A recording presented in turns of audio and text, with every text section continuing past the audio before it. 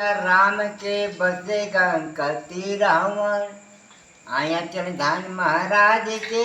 हालमल चौक भी रावण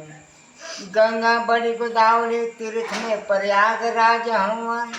आकाश कबे छोड़िएगा मन विश्वनाथ दरबार हवन राम राम कहत रह कतहु पड़ल रह अपटा पुराण छड़ी नव की दिहन। देखी जाको भजन बा कि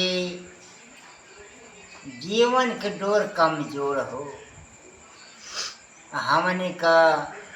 मतलब प्यार बढ़ जाए हमका चुटियो भर मतलब हमका तनको छूने के इतना भारी हाथ में बचे को चूटी काट के मर गए तो भैया हमने में कौन अधिकार नहीं कि कब का हो। देखिए भजन देखिए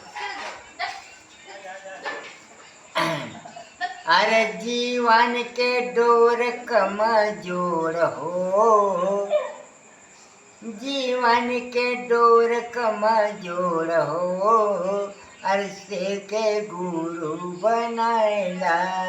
जीवन के डोर कमजोर हो से के गुरु बनाएला जीवन के डोर कमजोर हो से के गुरु बनाएला। महादेव जी का कहते वाला भैया लोग ध्यान दिएगा महादेव जी कहने वाला के भैया लोग की जिंदगी हमने के इतना भारी मानो तन पा के भगवान के फूल एगो माला के धूप एगो देखा अगरबत्ती ना डाली रहा तो हमने के दिया बेकार बा वो जिंदगी बेकार बा। आगे का महादेव जी कहते वाला का अरे जीवन हुए माटी का पुतला जीवन हुए माटी का पुतला जीवन हुए माटी का पुतला अरे पानी पर गली जाए हो के गुरु बनाएला पानी पर गली जाए हो मैं गुरु बनाएला पानी पर गली जाए हो के गुरु बनाएला। ये भैया लोगन पानी पर गल जा हो इसे के गुरु बनाला ये बहुत काम करला दवाई नहीं फायदा करना। महादेव जी कहने वाला कि 30 सूत्र का पालन करना बा वो का पालनमा करना बा भैया। देखो भैया पहला हम कह के बात के हे श्रीजा गुरु को मैं चला मैं प्रयाग कीजिए।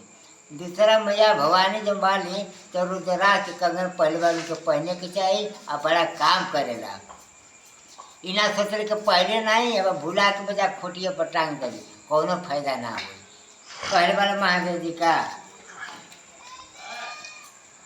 जीवन हुए माटी का पुतला जीवन हुए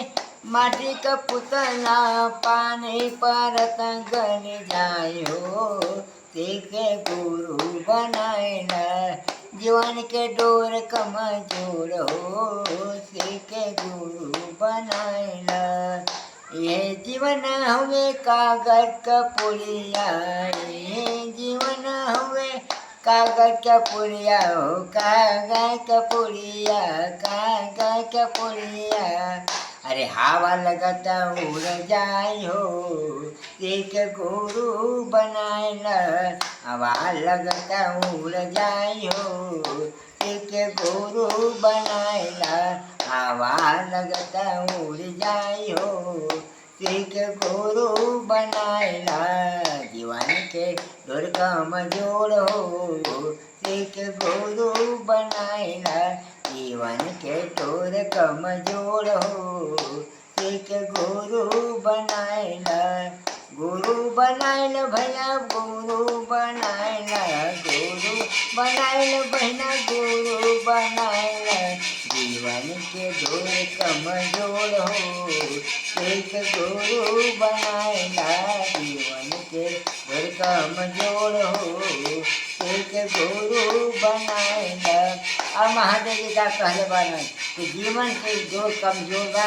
हमने तो भैया लोगन एगो का करे के बा भगवान के एगो फूल एगो माला धूप संग अगरबत्ती देखत बा। जब भैया लोग भगवान के जब हमने ख्याल कर दी महादेव जी के तो महादेव जी हमने ख्याल कर दे जब हमने का महादेव जी ना ख्याल कर दी तो महादेव जी ना ख्याल करे। ए भैया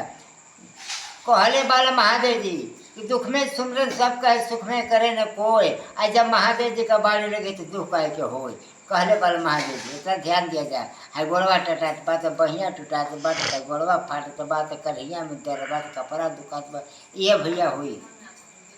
जब भगवान के ख्याल करवा तो कहीं कुछ ना हुई। तो हम जी के देखा जाए हम जी के आयल बाल जाए तो महादेव जी के कुछ भजन भाव कर लेवे के चाहिए समय से। तो देखा आगे के भजन बा का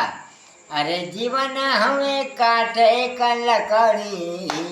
जीवन हमें काटे का लकड़ी हो काटे का लकड़ी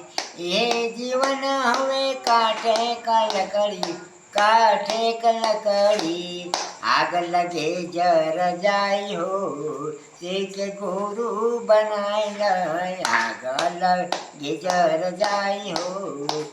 के गुरु बनाए आगा लगे जर जाय हो एक गुरु बनाए जीवन के डोर कमजोर हो एक गुरु बनाए जीवन के डोर कमजोर हो एक गुरु बनाए। लास्ट में भजन में महादेव जी का कर वाला यह 73वां दरबार हमके दवाई में काम कर बा वो कौन चीज ये 73वां का पहला मध्या मांग के बाद दूसरे में चाचा और तीसरे में नमस्ते का प्रणाम देखा पहला में कहे के बाद कि हे सूर्य आप गुरु में चला में पर दया कीजिए 11 बार यही नीचे कहा तो कहे कि हे सूर्य आप गुरु में शीश कहूँ में पर दया कीजिए। अच्छा पहला मध्या मांग के हे सूर्य आप गुरु में चला में पर दया कीजिए। दूसरे में चर्चा करे के बाटे कि भैया बहनी रुद्राक्ष के कंगन बा पहले बड़ा काम करेला एक कंगनवा सबके काम करेला। आ तीसरे में जब बा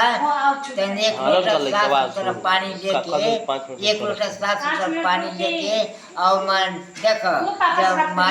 माला बा रुद्राक्ष तो पानी में डाल तो सांस रोक पानी में डाल तो सांस रोक जब पानी में डाल तो कह दे नमः और जब माला को उठाओ तो कह दे शिवा फिर पानी में छोड़ तो कह दे नमः और फिर उठाओ तो शिवा नमः शिवा करो माता जी का प्रकोप आ जाला। कहले बालन का महादेव जी कहले बालन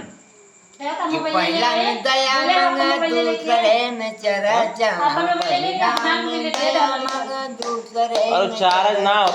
पहला में दया मांगा दूसरे में चर्चा हो दूसरे में चर्चा पहला में दया मांगा दूसरे में चर्चा।